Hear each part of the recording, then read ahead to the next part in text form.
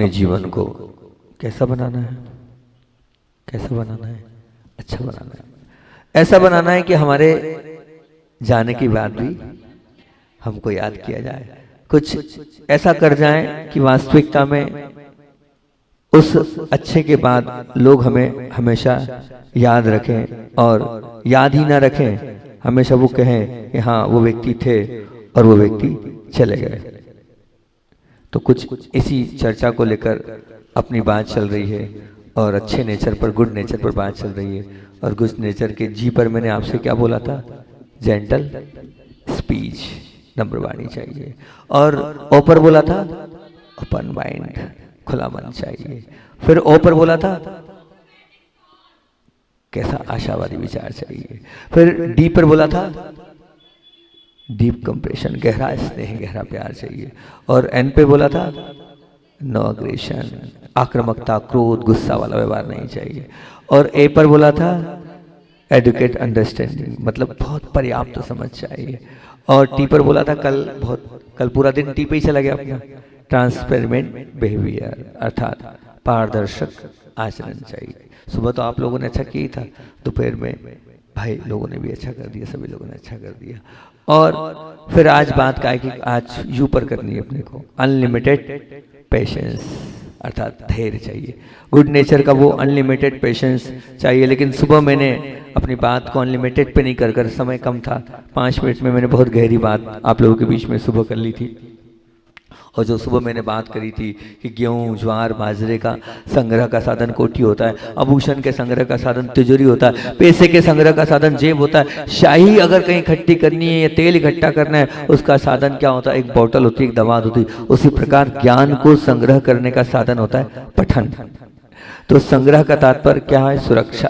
अगर हम सुरक्षा करना चाहते हैं तो सुरक्षा करने के लिए हमें क्या करना होगा, कोठी में संग्रहित होने वाला वो अनाज सुरक्षित हो जाता है, तिजोरी में संग्रहित होने वाला वो आभूषण क्या हो जाता है, बहुत अच्छे से व्यवस्थित हो जाता है। तो वहीं पैसे को सुरक्षित करने के लिए हम उसे संग्रहित करके कहाँ रखते हैं, जेब में रख देते हैं। तो बस सतत हमें संग्रहित करके सुरक्षित करना है।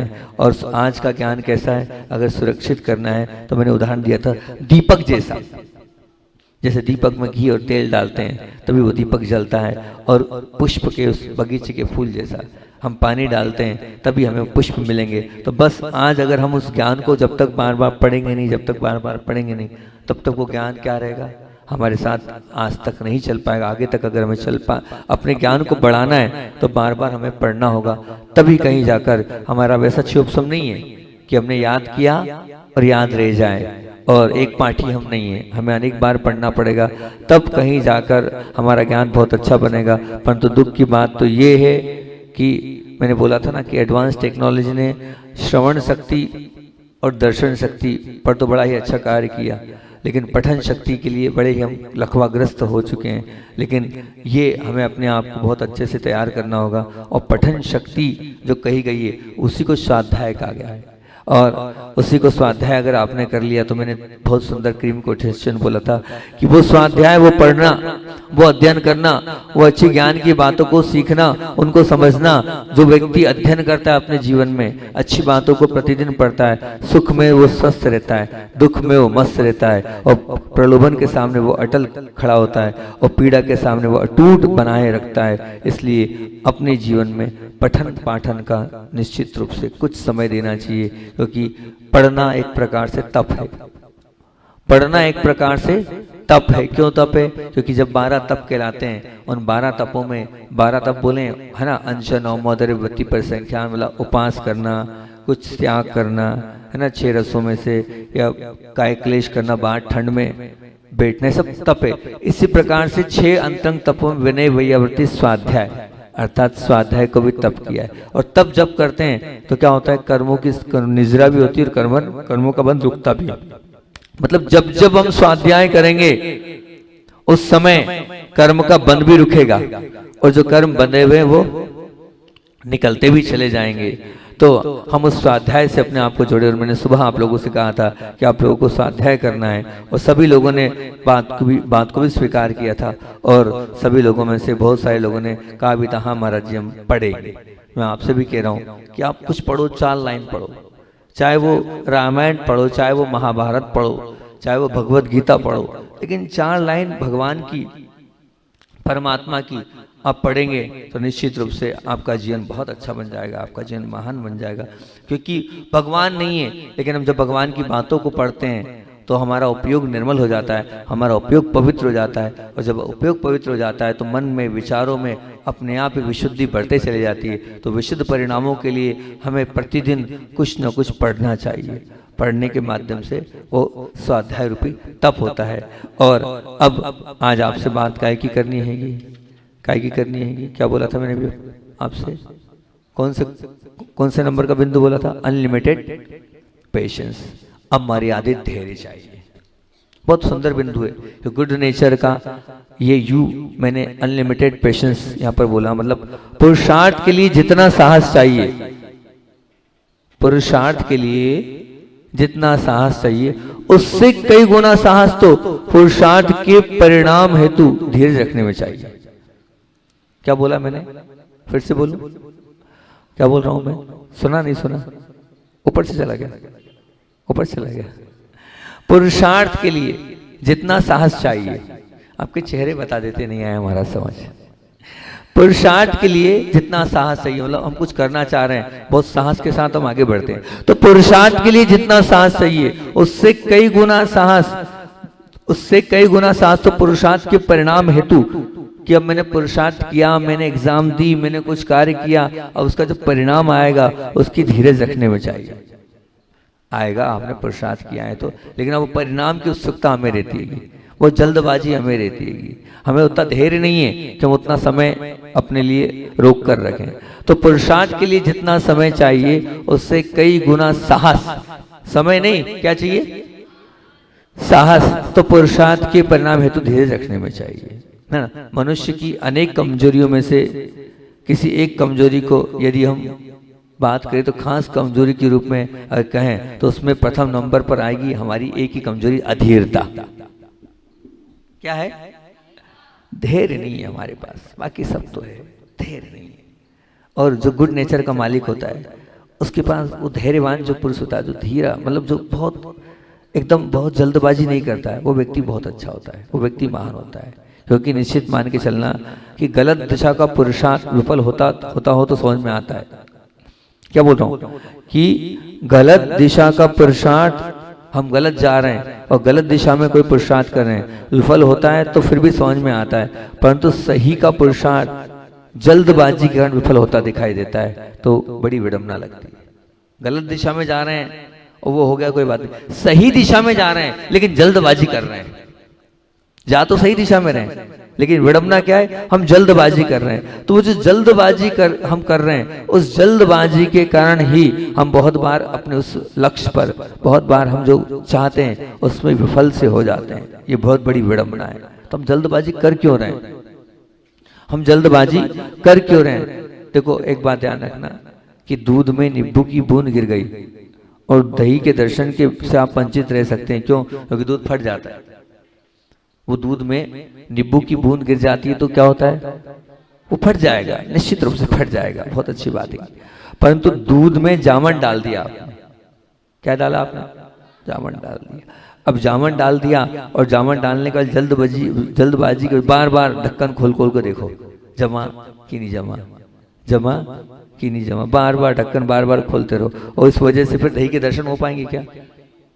आपकी जल्दबाजी में, वो बार बार ढक्कन खोलने में, वो दही के दर्शन शायद नहीं हो पाएंगे। तो करना क्या है? तो बस हम आपसे ही कह रहे हैं, याद रखना, किसी भी व्यक्ति के स्वभाव के लिए हमारे मन में यदि शिकायत है, उस शिकायत से मुक्त होने का प्रकृष्ट विकल्प यही है कि आप धीरज रखो। आज आप धीरज रखोगे, धैर्य रखोगे, तो धैर्य का फल इतना मीठा होता है, इतना मीठा होता है, सच में। उस धैर्य की वजह से हम बहुत जल्दी ऐसे परिणाम कर लेते हैं, ऐसी बात सोच लेते हैं और इतनी जल्दी निर्णय ले लेते हैं, उस निर्णय की वजह से हम खुद स्वयं परेशान हो जाते हैं। मुझे एक माँ बहुत धैर्यवान लगी। ऐसे लोग भी मिलते हैं और ऐसे लोग भी बताते हैं। तो मैंने उनसे कहा, जब जब भी मौका मिलेगा मैं आपकी बात, आपका नाम तो नहीं रखूंगा, पर आपकी इस धैर्य की परीक्षा जो आपने दी, उस धैर्य के कारण जो आपने निश्चित रूप से जीत पाई, उसको मैं सब लोगों के बीच में रखने की परमिशन चाहता हूँ। तो उन्होंने मुस्कुराकर ना हाँ बोला ना बोला, लेकिन मैं हमेशा बोलता हूँ उस धैर्यवान माँ का, जिस माँ ने इतनी बड़ी परीक्षा दी अपने जीवन की, आप मानना कि धैर्य किसको बोलते हैं। एक पत्नी की यही इच्छा होती है कि मेरा पति सिर्फ मेरे लिए रहे, किसी और के लिए नहीं रहे, ठीक। और जब पत्नी को ये पता चल जाए कि मेरा पति मेरे अलावा कहीं और जुड़ा है, तो पत्नी की क्या हालत होती सोचो आप। आज की जो महिला होगी, आज की जो माँ होगी, वो क्या करेगी, लड़ाई करेगी, झगड़ा करेगी और यहाँ वहाँ की बात करेगी, और हो सकता है घर छोड़ के चले जाए, हो सकता है तलाक तक की बात आ जाए। अब वो धैर्यवान माँ अपने पति से क्या बोलती है, वो यही बोलती है और दूसरों से यही बोलती है कि पूरी दुनिया में जग जाहिर है कि आपका पति कहीं जुड़ा हुआ है, दूसरी जगह दूसरे स्थान पर भी जुड़ा हुआ है। तो वो यही बोलती है कि कहीं ना कहीं मेरे पुण्य में कमजोरी है, मैं जल्दबाजी क्यों करूं, आज नहीं तो कल मेरी विशुद्धि के साथ और मेरे स्वयं के पुण्य के माध्यम से आज नहीं तो कल उनमें सुधार आएगा, मैं जल्दबाजी नहीं करूंगी, मैं उनसे कुछ नहीं बोलूंगी, वो जाने, उनका काम जाने। फिर एक और इतना अच्छा जवाब दिया उन्होंने, उस जवाब को सुन के लगा कि ऐसे भी कोई विचार हो सकते हैं क्या। उस माँ ने कहा कि जब चक्रवर्ती को 96,000 रानियां रखने का अधिकार है और जब पूर्व में राजा हजारों रानियां रखते थे, तो ठीक है, क्या बात है, मेरे पास इतना पुण्य नहीं, मैं इतनी सुंदर नहीं हूँ, मेरे अंदर कुछ कमी होगी तभी तो वो मेरे से दूर होकर कहीं और जुड़ गए हैं, मेरा पुण्य होगा तो आज नहीं तो कल वो मुझसे जुड़ेंगे, मुझे जल्दबाजी नहीं करनी है, मुझे धैर्य से सब कुछ सहन करना है और सब कुछ उस कार्य को लेकर कहीं कोई आद्र रोद्र परिणाम नहीं, कहीं कोई विकल्प संकल्प नहीं, और उसमें क्या मानना, मैंने धोखा पूर्व में दिया होगा तभी मुझे धोखा मिल रहा है, मैंने पूर्व में धोखा दिया होगा तभी तो मुझे धोखा मिल रहा है, तो मुझे बिल्कुल जल्दबाजी नहीं करना है और निश्चित रूप से जो हो रहा है उसको अपने कर्म का उदय मानकर सहन करते चलना है। मेरे ख्याल से बहुत बहुत टेढ़ी खीर है, ऐसा स्वीकार कर पाना। आज की कोई भी महिला इतनी धैर्यशाली नहीं होगी जो ये स्वीकार कर ले कि मेरा पति कहीं और जा रहा है और मैं उफ नहीं करूं, कोई व्यवहार में परिवर्तन नहीं, कहीं किसी प्रकार से कोई किंतु परंतु नहीं, कहीं किसी प्रकार से कोई प्रतिक्रिया व्यक्त नहीं कर रही हो महिला। अब जो लोग ऐसे होते हैं, सचमुच में एक बात ध्यान रखना, जितने धैर्यवान होते हैं ना, उनका कर्म कितनी भी परीक्षा ले ले, लेकिन जीत तो ध्यान रखना उन्हीं की होती है, जो धैर्यवान पुरुष होते हैं। और हुआ यही साल 2 साल 3 साल 4 साल लगे, 4 साल लगे, 5 साल लगे, 5-7 साल लगे, 10 साल लगे, और 10 साल तक भी कहीं कोई माथे पे शिकन नहीं, कहीं कोई माथे पे कोई विकल्प वाली बात नहीं। 10 साल बाद अपने आप उस व्यक्ति को लगा और वो व्यक्ति अपने आप गया और अपने आप अपनी धर्म पत्नी से क्षमा मांगता है कि मैंने तुम्हें धोखा दिया, मैंने तुम्हारे साथ गलत किया, मेरा ऐसा ऐसा है। बोले मैं तो जानती थी, बोले मैं तो जानती थी। कब से जानती हो? अरे बोले पूरी दुनिया जानती तो क्या मैं नहीं जानूंगी? आज से नहीं 10 साल से। तुमने एक शब्द नहीं बोला। बोले क्या करती बोल के? बोले करती क्या? मैं बोलती और आप मानते नहीं मेरी बात। मुझे पता था आप मेरी बात स्वीकार नहीं करेंगे। मुझे मेरी भक्ति पर, मुझे मेरे कर्म पर विश्वास था। मैं अपनी भक्ति करती गई और मैं निश्चित रूप से आपके प्रति मैंने कोई भी भाव ऐसा भाया ही नहीं। तो वास्तविकता में वो सच्ची सीता थी। वो क्या थी? सच्ची सीता थी। भले वो राम नहीं बन पाया, पति राम नहीं बन पाया, लेकिन कम से कम उन्हें सीता बन के धैर्य के साथ 10 साल तक उस कठिनतम पुरुषार्थ को किया और सहन करती चले गई। दुनिया अभी बोल रही है, तब भी वो दुनिया से बोले मेरे पति ऐसे नहीं है, वो बहुत अच्छे हैं। दुनिया सब बोल रही है, फिर क्या बोले मेरे पति बहुत अच्छे हैं। ऐसा कुछ नहीं है, आप लोग गलत समझ रहे हैं। ऐसा कुछ नहीं हो तो भाई बहन जैसे संबंध है। बोलो इतनी बड़ी हिम्मत हो सकती है किसी माँ की? इतना धैर्य है किसी के पास? है किसी के पास? नहीं है, हो ही नहीं सकता भैया। निश्चित रूप से तो पुण्य आत्मा जीव थी। मुझे बहुत अच्छा लगा जब वो सुना मैंने, तो मैंने कहा सचमुच में आपकी जैसी माँओं का होना तो वास्तविकता में बताता है कि निश्चित पुराण ग्रंथों में जो आता है वर्णन कि नहीं माता धैर्यशाली होती है और माताओं के अंदर एक धैर्य गुण होता है, वो आप में दिख रहेगा। निश्चित रूप से हो ही दिख ही रहेगा। तो याद रखना, किसी व्यक्ति के स्वभाव को लेकर मन में हम शिकायत करें, शिकायत से मुक्त होने का ये उपाय यही है। हम क्या करें? हम धीरज रखें। निश्चित रूप से अगर हम धीरज रखेंगे तो बहुत अच्छी बात है, और धीरज नहीं रखा तो निश्चित रूप से आप ये मान के चलना कि आप अपने लक्ष्य को प्राप्त नहीं कर पाओगे। मैं हमेशा धीर सागर जी महाराज जी का उदाहरण देता हूँ कि वो बड़े धीरज, अच्छा इसी जी क्या पता क्यों नाम बड़े ही ऐसे सोच सोच के रखते थे गुरुदेव हमारे। वो नाम बिल्कुल एकदम स्पष्ट रूप से खरे उतरते थे, बिल्कुल खरे उतरते थे। मैं पूज्य मुनीश्री जी सामायिक करते थे, बहुत अच्छी करते थे सामायिक, उनकी सामायिक का मैं दीवाना था। और ऐसा नहीं वो सीधे गृहस्थ नौकरी छोड़कर सीधे आचार्य ने बुलाया, बहुत कम लोग, शायद वो अकेले ही थे। बाकी हमारे ग्रुप में पूरे लोग जो थे उन आचार्य ने परीक्षा करी और उसके बाद सबको दीक्षा दी, लेकिन वो एक डायरेक्ट आए थे हमारे, बिल्कुल जिस दिन हमारी दीक्षा थी उसी दिन पता चला कि इनकी भी दीक्षा होने वाली है। सीधे नौकरी करते करते उज्जैन में एक बहुत बड़ी सोयाबीन की कंपनी में वो शायद मैनेजर या कोई बहुत बड़ी पोस्ट पे थे, वो सीधे आए। बहुत सारी डिग्रियां थी उनके पास। आए, आने के बाद आचार्य महाराज ने उनको धीर सागर जी नाम दिया और तीसरे नंबर पर हमारे ग्रुप में वो थे। और उनके पास क्वालिटी थी इसलिए इतनी सारी डिग्रियां भी थी और उम्र भी बहुत हो गई थी। और पूज्य गुरुदेव की जो मुखमाटी, जैसा महाकाव्य में जो मुखमाटी मीमांसा की प्रस्तुति में उनका बहुत बड़ा अहम योगदान है। उन्होंने बहुत उसमें यहाँ वहाँ जा जा के स्क्रिप्ट तैयार कराई। तब दीक्षा हुई, दीक्षा के बाद जो उनसे सीखने को मिला, तो उनसे सीखने को ये मिला कि उन्होंने सीधे 4 या 5 या 6 महीने में ही अपनी सामायिक को 2.5 घंटे किया, 2.5 घंटे, और खड़े होकर।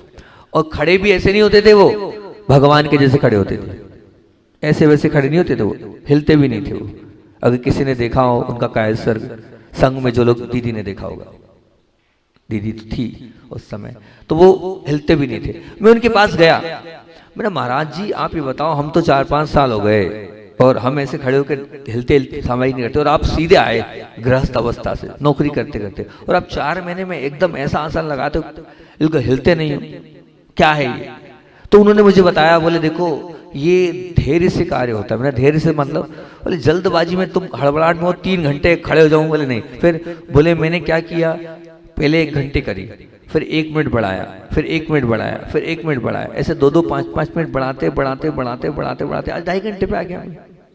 बोले धीरे धीरे किया मैंने, धैर्य के साथ किया, जल्दबाजी नहीं की। आप भी कोई कार्य करना चाहते हो ना, अब जल्दबाजी मत करो, आप धीरे धीरे धैर्य से करते चले जाओगे तो वो होगा। लेकिन आपको लगता है सब अभी कर लूं, और जब वो अभी कर लूं, उस अभी कर लूं में ना ये हो पाता है ना आगे का कुछ हो पाता है। अब धीरे धीरे आप आगे बढ़ोगे तो निश्चित रूप से आपके जीवन में वो सब कुछ मिलता चला जाएगा। नहीं तो क्या होगा, आप अपने जीवन में प्राप्त नहीं कर पाओगे जल्दबाजी के चक्कर में। मैं देखा, आपको बताएं, बहुत बार देखा मैंने, रैली में देखा पूज्य मुनीश्री जी को कि सामायिक में खड़े थे और सामायिक में चूहे ने काट लिया पूरा उंगली, वो हिले तक नहीं, वो हिले तक नहीं, आप बंधु मानना, हिले तक नहीं। वो क्या, उन्होंने वो साधना करी थी कि मैं 2.5 घंटे तक भगवान जैसा बैठूंगा। वो बैठते थे भगवान जैसा, वो निश्चित रूप से। और आपको बताएं, साथ साथ याद आ गया तो उनकी बात याद आ गई, तो अब वो तो ऐसा है जिसकी हद नहीं। जिन्होंने देखा होगा कुंडलपुर में मधुमक्खियों ने हमला बोला, और मधुमक्खियों ने हमला बोला, और वो यूं करके कायसर करते थे, यूं ऐसे करके करते थे कायसर। कभी उनकी कोई फोटो वोटो कोई आपने देखा होगा, वो ऐसे करके कायसर कर रहे थे, ऐसे करके कायसर कर रहे थे। कहाँ, आहार के समय जब सब महाराज जी लोग निकल रहे हैं, और ऐसे कर रहे थे। उतने में मधुमक्खी कहीं वहां जो छट्टा था वो उड़ गया, और उठा, और जैसे ही वो मधुमक्खियां उड़ी, उड़ने के बाद जो मधुमक्खियां आने लगी, अब जो मधुमक्खियां आई तो आप माना उस मधुमक्खियों के कारण क्या हुआ, वो पूरी मधुमक्खियां महाराज जी लोगों को काटने लगी। तो हम सब जो है यहाँ वहां हो गए, कहीं इस मंदिर में घुस गए, कहीं उस मंदिर में घुस गए, कौन क्या करेगा। लेकिन महाराज जी का कायसर चल रहा था। अब कायसर्ग चल रहा था, उस कायसर्ग में भैया अभी 5 मिनट बाद बात करना, आप सब लोग आपकी तरफ ध्यान दे रहे हैं, मेरा प्रोशन डिस्टर्ब हो रहा है। तो क्या हो रहा कि पूरी मधुमक्खियां ऊपर से लेकिन नीचे तक काटने लगी। तो अब काटने लगी तो अब महाराज जी वहां पर कायसर में लीन थे। अब जब कायसर में लीन थे तो इतनी धैर्यता के साथ ऊपर यहाँ यहाँ यहाँ पूरे शरीर में मधुमक्खियां बैठ गई, लेकिन वो उठे तक नहीं, वो उठे तक नहीं। इस मुद्रा में थे, इस मुद्रा में वो बैठे रहे, बिल्कुल हिले तक नहीं। अब माना पंचम काल में भी ऐसा साधक, बिरला साधक, ऊपर से लेके नीचे तक मधुमक्खियां काट रही है, और उस मधुमक्खी काटने के बाद हिल नहीं रहा है। हम वहां से देख रहे हैं, और हमारी इतनी वो हो रही है। फिर वहां लोग गए, बड़ी मुश्किल से पहन के गए, जो श्रावक बंधु थे उन्होंने महाराज जी को वहां से उठाया और टस से मस नहीं हुए, ऐसे कैसे उनको उठाना पड़ा। उन्होंने उनकी कायसर मुद्रा नहीं छोड़ी, और कायसर मुद्रा नहीं छोड़ने के बाद ये स्थिति बन गई, ऊपर से लेके नीचे तक पूरा शरीर सूज गया उनका। इतने मधुमक्खियों के उनके कांटे लगे थे, एक एक करके उन कांटे को निकाला गया, वहीं बेहोश हो गए हुए, वहीं उसी आसन में वो बेहोश हो गई। एक मक्खी हो तो ठीक है, सैकड़ों मक्खी लगी थी और वो अपना आसन छोड़ने को तैयार नहीं, वो उठने को तैयार नहीं। और फिर जब हम लोग आचार्य श्री जी के पास, आचार्य श्री जी आहार पे निकल चुके थे और आचार्य श्री जब आहार करके आए, उन्होंने उस स्थिति को देखा। उस स्थिति को देखने के बाद उन्होंने कहा अभी तो इनकी स्थिति नहीं है, इनको 2-2:30 बजे आहार पर उठाएंगे। आचार्य श्री जी ने स्वयं ने अपने हाथ से एक एक करके कांटों को निकाला जो मधुमक्खी के थे, और चंदन जो होता है उस चंदन को वहां पर आचार्य श्री जी घी में मिलाकर स्वयं लगाया और आशीर्वाद दिया, सब ठीक हो जाएगा, विकल्प नहीं करो। ऊपर से लेकर नीचे तक शरीर सूज चुका था। ये क्या था? उनके धैर्य की परीक्षा थी। वो धीरवान, वास्तविक में धैर्यवान पुरुष थे। नहीं तो हम होते, एक मच्छर नहीं सहन कर सकते, मधुमक्खी की तो बात छोड़ दो। अपन एक मच्छर काटता है तो अपन ऊपर से लेके नीचे तक क्या हो जाते हैं, जल्दी से भगाते हैं उसको। और वो क्या व्यक्तित्व था, वो कैसे एक प्रतिमूर्ति थी कि नहीं। मैंने जब बाद में पूछा, महाराज जी आप इतने धैर्य के साथ बैठे थे? बोले मैंने नियम ही ले रखा है कि 9 बार कायसर जो करता हूं मैं बिना हिले डुले करूंगा, बिना हिले डुले करूंगा। और मैं बिना हिले डुले करता था कायसर, बस वही मेरा संस्कार था। उसी संस्कार की वजह से उसी बीच में मैं 2 ही कर पाया था। वो सांसों सांस से करते थे, बिल्कुल उनकी अगर फोटो आप देखेंगे तो सांसों सांस से नमोकार मंत्र करते थे वो। बोले मैं 2 ही कर पाया था और उस बीच में मधुमक्खियां आ गई और मेरे साथ ऐसा हो गया। तो फिर मैंने, सब तो उपसर्ग हो ही रहा है, और न तो जितना उपसर्ग हो रहा है मैं सहन करूंगा धैर्य के साथ। अपने उस शरीर की उस पीड़ा पर भी वो कितने समता के साथ सहन कर रहे थे। ऐसे धैर्यवान हैं हम, इतनी शक्ति है हमारे अंदर कि हम सहन करते चले जाएं, सहन करते चले जाएं। सहन करते चले जाएंगे तो निश्चित रूप से आज नहीं तो कल हम सहनशील आत्मा ही भगवान बनती है। जो ऐसा सहता है वही सजता है, जो ऐसा सहता है निश्चित मान के चलना वही सजता है। ऐसे धैर्यवान पुरुष की ऐसी कहानी है। हम भी निश्चित रूप से अपने आप को बहुत जल्दबाजी में निर्णय ना लें और बहुत जल्दीबाजी में अपने कार्य को ना करें। ऐसे धैर्य को अपने अंदर लाएं कि नहीं, जो आ रहा है उस कष्ट को, उस पीड़ा को हम सहन करते चलें। आचार्य महाराज बड़ी अच्छी बात बोलते थे। आचार्य श्री जी बोलते थे, क्या एक महाराज जी ने पूछा, बोले महाराज जी आज तो बहुत मच्छर काटे। तो आचार्य श्री ने बोला आपने क्या किया? और क्या किया? भगाते रहे और क्या करते? तो आचार्य श्री जी बड़े मुस्कुराए और आचार्य श्री ने जो जवाब दिया बड़ा सुंदर दिया। हमारे गुरुदेव बड़ा अच्छा जवाब देते थे। और उन्होंने बोला, बोले देखो भैया आपने तो मच्छरों को भगाया। जी हाँ आचार्य श्री भगाया। तो देखो एक बहुत बड़ी गलती तो करी आपने। बोले क्या करी? बोले आपने अंतराय कर्म का तीर बंद कर लिया। क्यों? वो उनका भोजन था, वो उनका भोजन था और आपने उनको भोजन करने नहीं दिया और उनको भगाते गए। तो वो तो तीव्र अंतराय कर्म का आपने बंद किया है। आप मान के चलना, आप समझ लो। अरे धैर्य के साथ सहन कर लेते, उस कष्ट को सहन कर लेते तो परिचय जय हो जाता है और साथ साथ उस मच्छर का भोजन भी हो जाता है, उसका भी भला हो जाता है। अब तुम्हें अंतराय आए तो विकल्प मत करना। अब तुम्हें अंतराय आए तो विकल्प मत करना है। क्यों? क्योंकि तुमने किसी का भोजन छुड़ाया है। इसलिए अब जब तुम्हें भोजन नहीं मिले, अंतराय मतलब हम लोग जब जाते हैं तो अंतराय आ जाता है, बाल आ जाता है, चींटी आ जाती है तो हमको बैठना पड़ता है। मतलब अंतराय तो विकल्प मत करना, क्योंकि तुमने अंतराय डाला है, क्योंकि वो भी तो तुम्हारी जैसे जीव आत्मा है, तो सहन करना था उसको। सहन करते तो बहुत अच्छा रहता है। गजब का चिंतन है। उस मच्छर का खून भोजन है और वो पी रहा है और हम उसको भगा रहे हैं, तो क्या कर रहे हैं? अंतराय डाल रहे हैं। क्या डाल रहे हैं? अंतराय डाल रहे हैं। तो निश्चित ये अंतराय कर्म का तीव्र हम बंद करते हैं। इसलिए कभी मच्छर काटे तो बड़े अच्छे से काटने दो, पुण्य का मौका है। अच्छा जी बोलते हैं कि मच्छर काटे तो पुण्य मानना। क्या मानना? क्या मानना? पुण्य कमाने का अवसर मिला है अगर कोई मच्छर काट रहा है। क्यों? क्योंकि बोले अगर मच्छर काटेगा और उसको काटने दिया तो परिचय जय हो जाएगा, और परिचय जय हो जाएगा तो वो क्या कहलाएगा? तब कहला। उसमें देखो आप, उसमें आया है सगुप्त समिति धर्मानुपरीक्षा परिचय जय चारित्र्य। मतलब इससे क्या होगा? कर्म का बंध। जितनी देर मच्छर काटे उतनी देर समता से सहन किया, उतनी देर कर्मों का बंध रुक जाएगा। बोले बताओ है कोई तरीका ऐसा? अरे मच्छर काट रहा है और आप उसको भगा नहीं रहे, उतनी देर तक क्या हो जाएगा? कर्म का बंध रुक गया। कितनी बड़ी बात है आचार्य जी। अभी ध्यान नहीं दिया मैंने उस चीज पर, लेकिन जब आचार्य जी ने बोला तब समझ में आया, तो प्रयास करा मैंने। ऐसा नहीं, मैंने प्रयास किया, थोड़ा बहुत तो किया, ज्यादा नहीं कर पाया, लेकिन मैंने प्रयास किया। आ रहा है तो काटने दो भैया, काटने दो। क्यों? इतनी देर तक कर्म का बंध रुक जाएगा। क्योंकि उसमें लिखा है ना, जब आचार्य महाराज से पूछा कि कर्म बंध के उपाय बताओ, तो उन्होंने बताया सगुप्ति समिति धर्मानुपरीक्षा परिचय जय चारित्र। 90 अध्याय में वहां पर बोला ना, 8वें अध्याय में बोला ना, ये बताया ना। तो ये बताया, तो उसका तात्पर्य क्या हुआ कि मच्छर काट रहा है तो अपने पुण्य के उदय से मच्छर काट रहा है, उसको काटने दो। जितनी देर मच्छर काटेगा उतनी देर हमारे कर्म का बंध रुके रहेगा। ये कहा है, मैं नहीं बोल रहा हूं भैया, अब की बात आपके सामने बोल रहा हूं, मन से कुछ नहीं बोल रहा हूं। उतनी देर क्या होगा? कर्म का बंध रुक जाएगा। सोचो आप, हर क्षण कर्म का बंध हमारे साथ चल रहा है। ऐसा कोई क्षण नहीं है जब कर्मों का बंध क्या नहीं हो रहा है। हर पल हमारे परिणाम चल रहे हैं, और परिणामों के माध्यम से कर्मों का बंध जो होता चला जाता है। मैंने निश्चित रूप से ये देखा, अपना अनुभव सुना रहा हूं मैं, कि जब आचार्य ने ये बात बोली तो मैंने भी प्रयास किया, बिना 12 में प्रयास किया मैंने। और मैंने प्रयास ये किया तो मैंने देखा कि एक ही मच्छर होता है, वो एक जगह काटता है, हम 2 जगह काटता है, 4 जगह काटता है, हम 4 बार भगाते, 4 जगह खुजालना पड़ता है हमें, 4 जगह, है ना। वही मच्छर रहता है, 4 जगह आपको सुझा देगा वो, ठीक, वो भगेगा भी नहीं।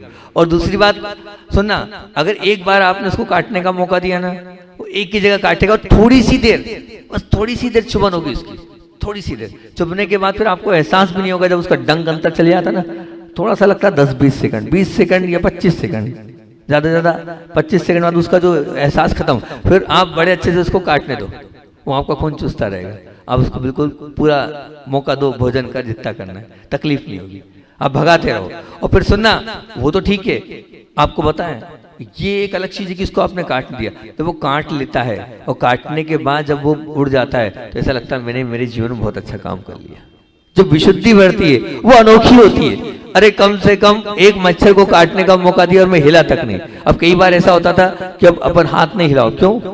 वो उड़ जाएगा, वो उड़ जाएगा, हिलाना नहीं है। और उसके चक्कर में हाथ को अपन ऐसे रखो, उसके चक्कर में हिलो तक नहीं, उसको देखो काटते हुए, क्या दृश्य रहता है। मच्छर काट रहा है, आप उसको काटने दे रहे हो, उस दृश्य को देख रहे हो, आनंद की अनुभूति होती है भैया। आप मान के चलना, अच्छा लगता है कि हाँ कम से कम जीत गए हमने एक पेपर पास कर लिया, साधु बने हैं। तो साधु बनने के बाद कम से कम मच्छर को काटते हुए देखना, करके देखना, अनुभव करके देखना इस चीज को, सच्चा आनंद आएगा, अच्छा लगता है ना। वो काटने के बाद जब उड़ जाता है तो ऐसा लगता है बहुत बड़ा काम हमने कर लिया।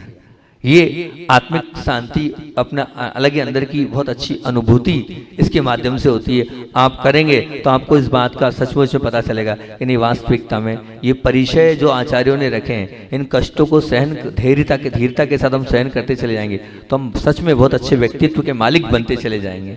कोई भी हो, चाहे शारीरिक हो चाहे प्राकृतिक हो, कोई भी इन सबको लेते जाएंगे, क्योंकि हमें प्रतिकूल परिस्थिति मिलती है, और उन प्रतिकूल परिस्थितियों में भी अपनी क्षमता बना के रखें और जल्दबाजी ना करें, आद्रोत परिणाम ना करें। तो देखो क्या, देखो बहन बेटी सोनोने लग गई थी, उसके आहार नहीं हुए थे, तो है ना, हमारे आहार नहीं हुए।